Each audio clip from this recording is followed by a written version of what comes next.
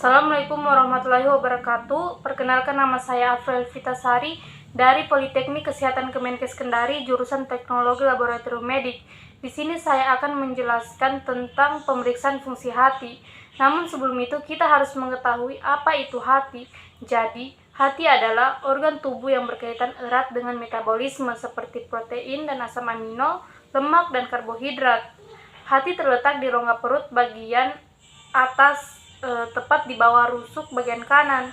Organ ini memiliki dua bagian, yaitu bagian kanan dan kiri.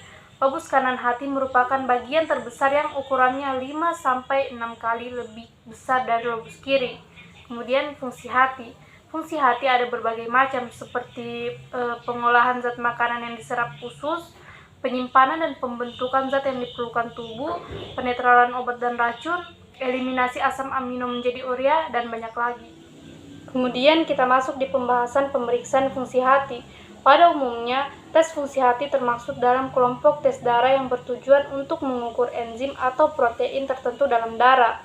Tes ini dapat membantu mendeteksi, mengevaluasi, dan memonitor penyakit atau kerusakan hati. Ada berbagai alasan untuk melakukan tes fungsi hati ini.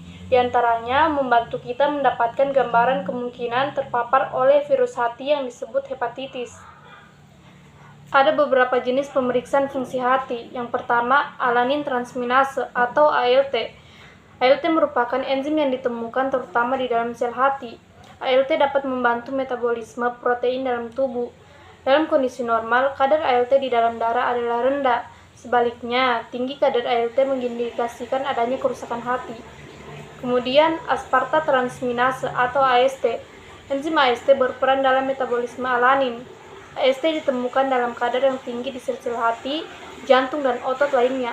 Namun, jika AST tersebut ditemukan dengan kadar yang tinggi di dalam darah, ini mengindikasikan adanya kerusakan atau penyakit hati. Kemudian, alkalin fosfat atau ALP. Enzim ALP ditemukan dalam konsentrasi yang tinggi di hati, saluran empedu, dan beberapa jaringan lainnya. Peningkatan kadar ALP mengindikasikan adanya kerusakan atau terjadi sumbatan di saluran empedu. Kemudian bilirubin. Bilirubin dihasilkan oleh pemecahan hemoglobin di dalam hati. Peningkatan kadar bilirubin menunjukkan adanya penyakit hati atau saluran empedu. Selanjutnya, gamma glutamitransferase atau GGT. Peningkatan kadar enzim GGT dalam darah mengindikasikan adanya kerusakan hati atau saluran empedu. Kemudian, albumin dan total protein. Kadar albumin atau protein yang dibuat di hati dan protein total menunjukkan baiknya kemampuan hati memproduksi protein untuk kebutuhan tubuh untuk memerangi infeksi dan menjaga fungsi lainnya. Selanjutnya, laktasa dehidrogenase atau LDH. LDH adalah enzim yang ditemukan di berbagai jaringan tubuh termasuk hati.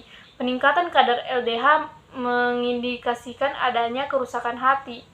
Itulah tadi yang dapat saya sampaikan. Lebih dan kurangnya mohon dimaafkan. Wabillahi taufiq wal hidayah. Wassalamualaikum warahmatullahi wabarakatuh.